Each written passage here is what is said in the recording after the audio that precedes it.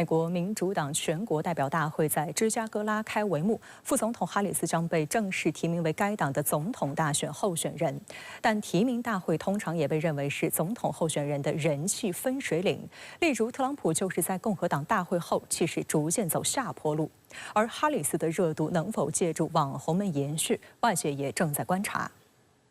本次美国民主党全国代表大会主题为“为人民，为我们未来”，将从当地时间19号起一连4天在芝加哥召开。克林顿、奥巴马等多位前总统都将出席，现任总统拜登将做开幕日发言。据消息人士透露，拜登将以民主党旗手的身份，将象征传承的火炬交给哈里斯。 作为一大创新，民主党首次邀请约200名网红创作者进入民主党大会现场直播，并依据民主党的主色调蓝色安排来宾走蓝地毯。期间还安排网红出镜报道及采访，有获邀的网红对此相当兴奋。 I certainly thought to myself, like I definitely have to be on that list, right? As a person who, my content is mainly recording the history of things that take place in Chicago, and there ain't many things that are more historic than a presidential national convention, right? 值得一提的是，此前拜登政府扬言要封杀中资背景的社交平台 TikTok， 但这次 TikTok 也在受邀直播之列。此外，美国网红们也将在 YouTube 等平台直播，力求吸引更多的年轻选民关注。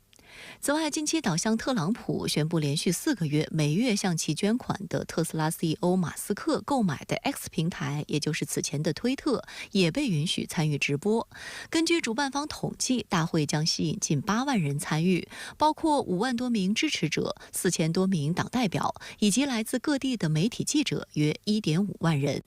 哈里斯宣布接棒参选后，迅速获得美国 Z 世代，也就是年轻人的支持，成为今年美国大选的一个现象级潮流。哈里斯也不断与年轻人互动，并获得了椰子树等标志性符号，进一步增强了传播效果。实际上，椰子树最初是共和党为了嘲笑哈里斯的魔性笑声，故意投放到网上的视频片段。I don't know what's wrong with you young people. You think you just fell out of a coconut tree?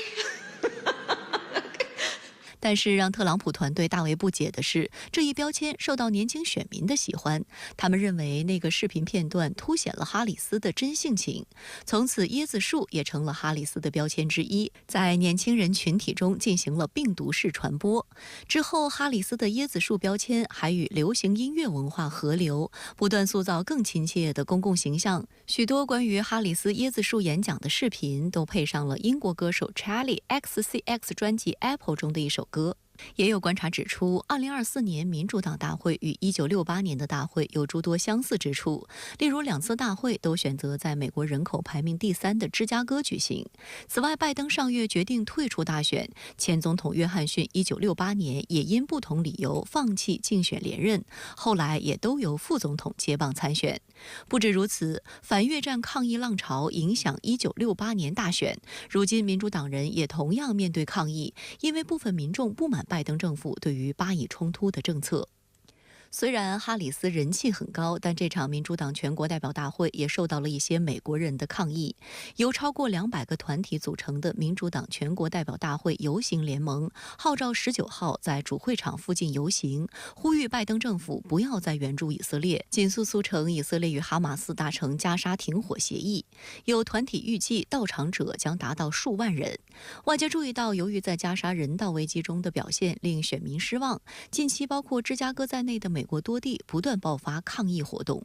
We are going to continue to fight up until the step off from the park tomorrow. 此前，哈里斯因副总统的身份无需处理外交问题，因此加沙人道危机的账通常被选民算到拜登头上。但观察指出，随着哈里斯宣布接棒参选，相关的压力将逐渐转移到他的身上。根据最新民调数据，哈里斯以49%的微弱优势领先特朗普的45%。但哈里斯的蜜月期能够持续多久？他又能否在11月的大选中击败特朗普？ 仍然存在极大的不确定性。距离大选还有近3个月时间，双方都还有机会重新部署规划，调整自己的竞选策略。有观察认为，之所以哈里斯民调能够领先，一个主要的原因是选民对拜登的年龄和健康深感担忧。不少美国选民此前都表示厌倦了拜登和特朗普的二老之争，因此今年59岁的哈里斯宣布参选，无疑为美国大选注入了新鲜空气。但也有观察认为，哈里斯目前尚未系统性接受媒体专访，他的政纲表述依然不完整，这也给后续参选埋下隐患。如果他全盘接受拜登的政策，一些选民对拜登的不满将快速转移到他的身上。另一方面，特朗普的副手万斯也在共和党大会上获得极高人气，但之后迅速跌入低谷，现在已经被美国媒体形容为特朗普的负资产。选情焦灼之际，特朗普也对哈里斯火力全开，哈里斯也毫不客气回呛。双方争夺的焦点是宾夕法尼亚州，因为这个摇摆州拥有20张选举人票。在民主党大会前，哈里斯和搭档沃尔兹乘坐竞选大巴在宾州穿梭。他向选民表示，特朗普是懦夫。Anybody who's about beating down other people is a coward. 而针对特朗普在宾州嘲讽哈里斯是疯子，称他比现任总统拜登更容易被击败，共和党大佬警告，特朗普如果一味对哈里斯进行人身攻击，他有可能会输掉大选。I don't look at Vice President Harris as a lunatic. Donald Trump, the provocateur, the showman, may not win this election. 第6届光明杯海峡两岸慢速垒球友谊邀请赛8月16号至19号在深圳光明正式启动。来自两岸的24支球队，600多名运动员以球会友，挥棒传友谊。经过激烈角逐，台南亨达队获得竞技组冠军，高雄承祥鸽社队、深圳雨虹猛犸队获得两岸组冠军，桃园中大红袜 TB10队获得U10青少年组冠军。我所在这个球场呢，就是3月峰垒球场，也是本次比赛的主场地。我在现场了解到3月峰垒球场是大陆第一个标准的慢速垒球场，它在慢垒的赛事发展过程中有重要的意义，并且呢，在过去将近20年的时间里，它也见证了两岸同胞通过慢速垒球这项运动交流融合，搭建起友谊的桥梁。垒球连两岸，携手向光明。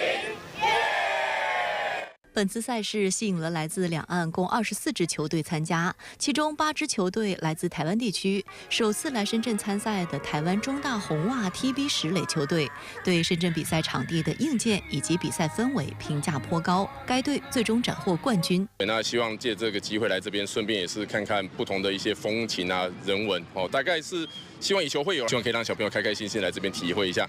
各地棒球不同的文化这样子。2019年至今，光明杯海峡两岸慢速垒球友谊邀请赛已经连续举办6届，累计进行了276场比赛，在两岸台胞中小有名气。本届参赛球员中有70%为台胞，创历年新高。除了比赛，光明杯期间还安排了垒乐市集、运动嘉年华、星光影院、奇妙夜节目展演等特色项目，以及两岸青少年交流活动。垒球运动呢，在台湾是比较风行的运动。那在这边我们这个借由垒球这颗球去连接两岸的一些做法包含我们现在这边有做一些公益性的推广活动，那希望能够让这边民众能更了解岛内的同胞。其实我们就是融合两岸。然后我们想要达到的就是，用体育来去交朋友，让两岸能够靠这个体育赛事来去做一个互动跟连结。